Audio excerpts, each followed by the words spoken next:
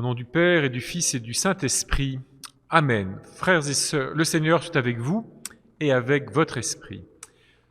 Voilà, frères et sœurs, je vous retrouve en ce mardi 1er décembre. Nous continuons notre marche de ce temps de l'Avent.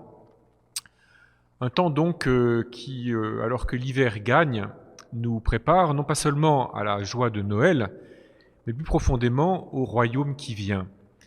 Un des enjeux de ce temps de l'Avent, de ces 4 semaines de préparation, c'est que nous élargissions notre attente, notre désir. Que nous ne soyons pas simplement tendus vers la date de Noël qui va arriver dans quelques jours, que nous ne soyons même pas seulement tendus vers la récupération en quelque sorte de la possibilité d'aller et venir, et en particulier de la possibilité d'aller à la messe sans trop nous compter, sans inquiétude non plus. Que nous ne soyons pas non plus simplement dans l'attente d'être débarrassés du virus, même si il est important que nous le demandions et que nous en soyons débarrassés. Mais plus largement, il convient que dans ce temps de l'Avent, nous élargissions notre cœur pour attendre et désirer et faire advenir toute l'œuvre de Dieu, tout ce que Dieu espère de notre monde, de notre humanité, tout ce en vue de quoi il nous a créés.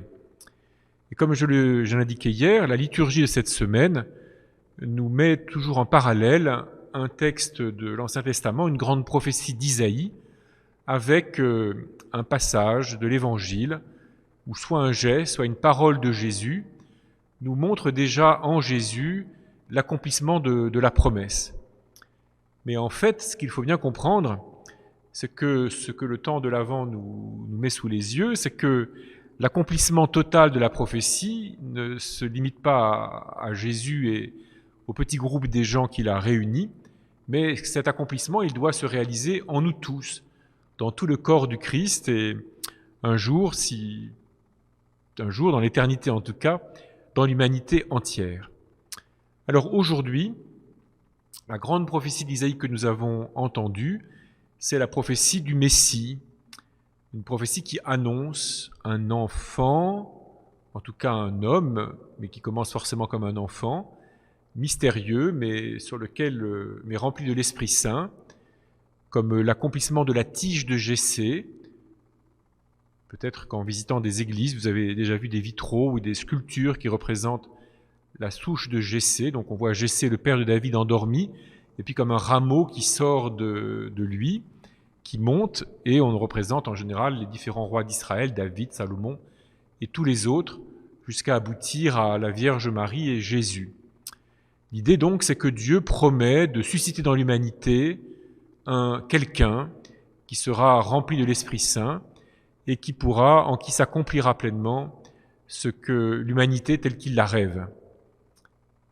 L'enjeu, c'est que nous-mêmes, nous devenions des membres de cette humanité telle que Dieu la rêve, que nous laissions faire.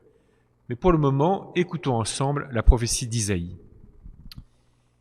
Lecture du livre du prophète Isaïe. En ce jour-là, un rameau sortira de la souche de Jessé, père de David. Un rejeton jaillira de ses racines.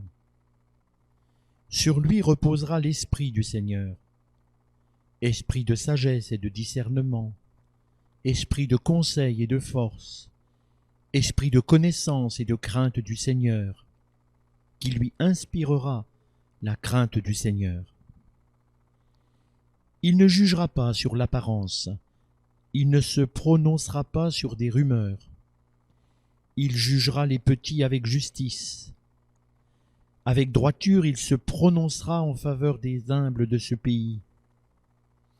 Du bâton de sa parole, il frappera le pays. Du souffle de ses lèvres, il fera mourir le méchant. La justice est la ceinture de ses hanches. La fidélité est la ceinture de ses reins. Le loup habitera avec l'agneau.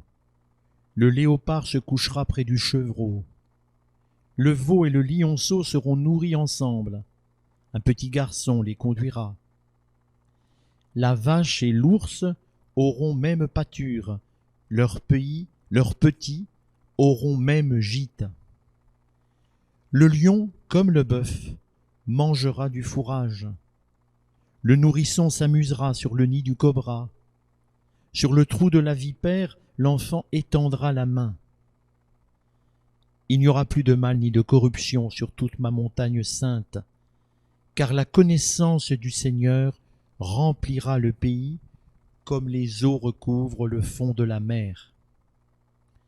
Ce jour-là, la racine de Jessé sera dressée comme un étendard pour les peuples.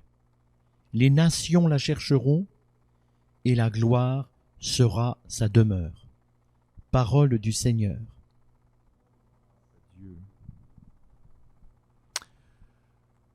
Beaucoup de thèmes se mêlent dans cette grande prophétie.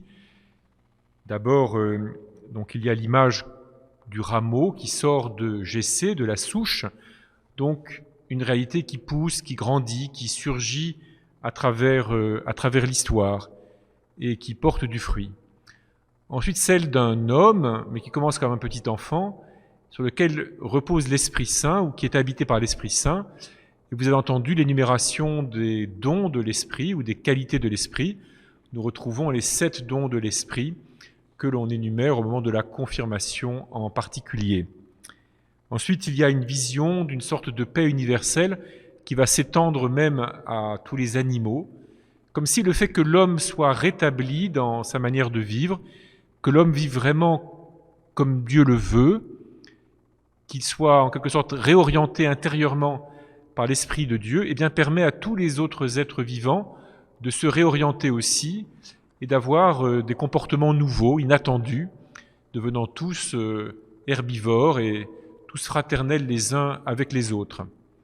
Et puis ensuite est évoqué, pour terminer, le fait que ce rameau va se dresser comme un étendard pour les nations et que toutes vont affluer, donc une image du rassemblement de toutes les nations dans leur diversité. Voilà, chaque fois que nous rencontrons un petit enfant, je crois que tout être humain normalement constitué se trouve ému.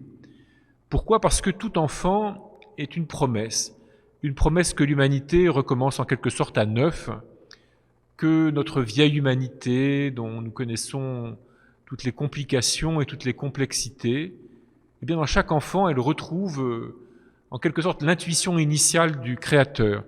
Et donc chaque fois que nous voyons un petit enfant, peut-être surtout quand on ne le connaît pas trop, mais qu'on le voit apprendre à marcher, sourire pour la première fois, eh bien nous avons l'impression d'un nouveau matin du monde et d'une humanité qui peut-être recommence son histoire, comme si enfin l'un d'entre nous allait vraiment vivre l'humanité comme Dieu l'a voulu. Et bien sûr, nous, chrétiens, nous avons la chance de contempler cela dans l'enfant Jésus, dans ce petit bébé qui va naître à Bethléem et dont nous apprêtons à fêter la naissance, parce que précisément en lui, l'humanité commence sa course d'une manière toute neuve, en adhérant ou en correspondant pleinement à ce que Dieu a voulu ou espéré. Nous savons bien que nous-mêmes, chacun de nous, nous avons été des bébés, des petits-enfants, porteurs d'une grande promesse. Nous sommes bien obligés d'être conscients que cette promesse, parfois nous y avons manqué, plus ou moins gravement.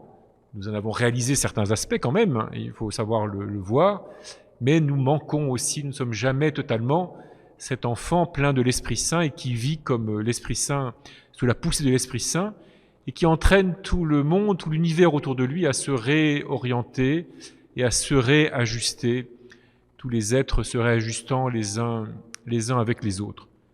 Nous savons que pour Jésus, même s'il a vécu ainsi, en fait, ce réajustement a suscité de la résistance et que ça s'est terminé par sa passion et par sa mort. Mais le temps de l'Avent nous invite à ne jamais perdre cette espérance, à ne jamais perdre cette confiance qu'à travers l'histoire des hommes, eh bien, cette humanité vraiment ajustée, elle se prépare, elle se construit et qu'il nous sera donné à nous aussi d'y avoir part.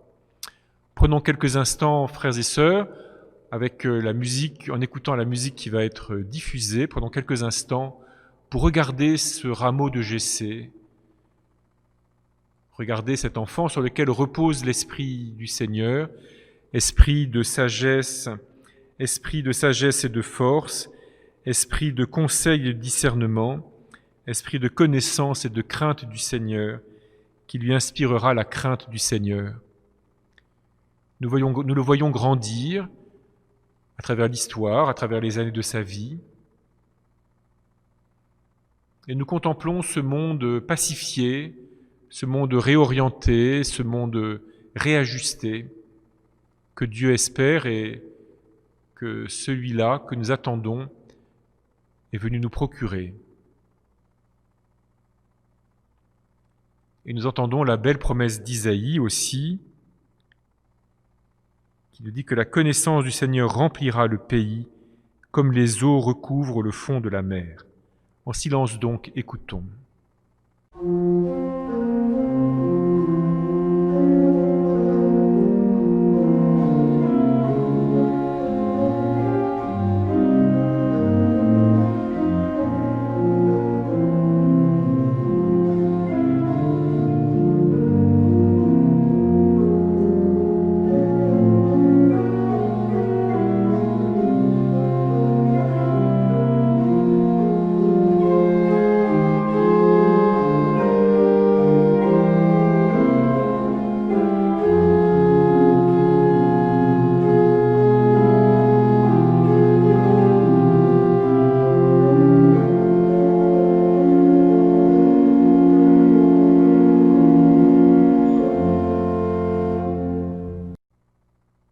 Et prions maintenant, frères et sœurs, demandons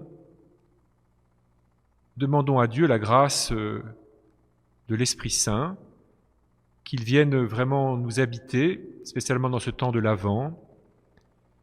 Si nous sommes baptisés et confirmés, demandons que l'Esprit Saint puisse venir nous guider intérieurement, que dans des temps troublés qui sont les nôtres, nous avons des tas de raisons de nous méfier les uns des autres, parce que par exemple, nous pouvons tous être porteurs du virus, que l'Esprit Saint nous donne d'être des artisans de paix.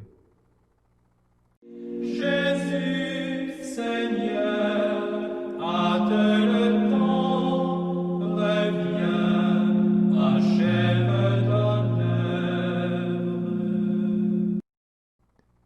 Prions pour tous les jeunes confirmés ces dernières années, mais aussi tous les jeunes confirmants, tous ceux qui aspiraient à être confirmés dans ces semaines passées, et qui ont vu une fois de plus leur confirmation reportée. Que ce temps de l'Avent, que l'attente de Noël nourrissent leur attachement au Christ et leur désir d'en vivre pleinement.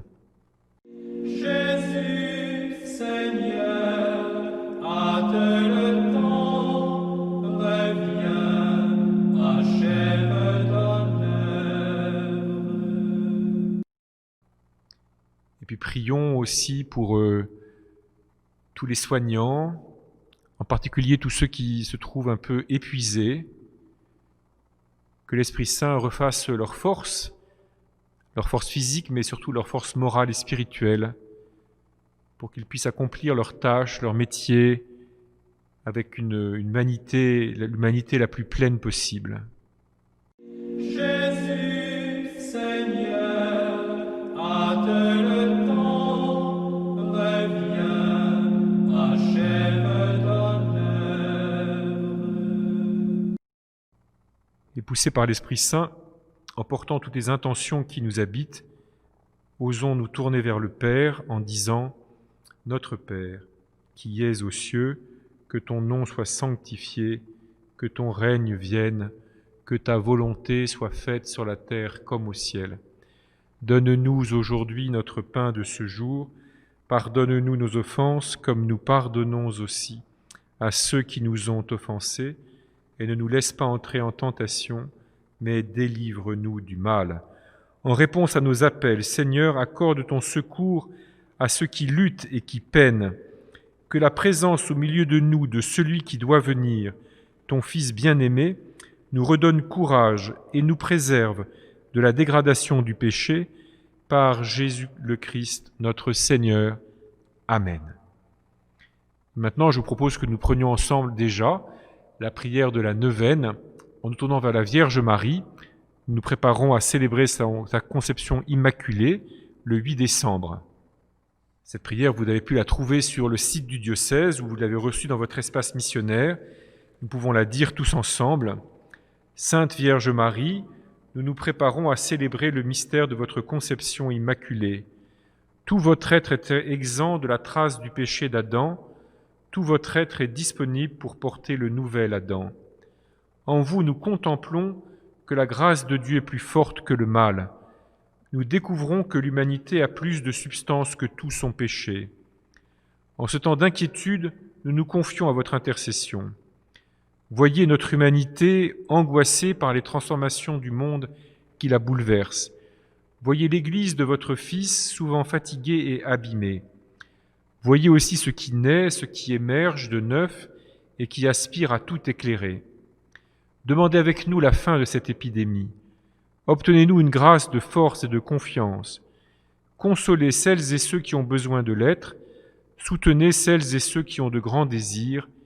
Élargissez notre cœur à la taille de votre cœur immaculé qui peut tout embrasser. Notre-Dame, Immaculée Conception, Notre-Dame de Lourdes, Notre-Dame du Bon Conseil, Notre-Dame d'Espérance, priez pour nous. Et nous prions spécialement ce soir pour les soignants. Je vous salue Marie, pleine de grâce, le Seigneur est avec vous. Vous êtes bénie entre toutes les femmes, et Jésus, le fruit de vos entrailles, est béni. Sainte Marie, Mère de Dieu, priez pour nous pauvres pécheurs, maintenant et à l'heure de notre mort. Amen. Voilà, frères et sœurs, nous avançons sur le chemin de notre Avant. Après le dimanche, qui est le premier jour, nous avons lundi, mardi. Nous avançons donc sur ce chemin. Nous sommes heureux, malgré tous les troubles de ce temps et malgré l'hiver qui gagne, de regarder la lumière qui vient, le monde nouveau qui veut naître et qui apparaît déjà. Puissions-nous nous laisser habiter, pénétrer par l'Esprit Saint.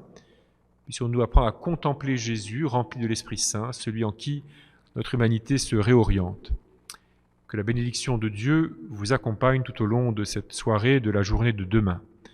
Le Seigneur soit avec vous et avec votre esprit. Que Dieu Tout-Puissant vous bénisse, le Père, le Fils et le Saint-Esprit. Amen.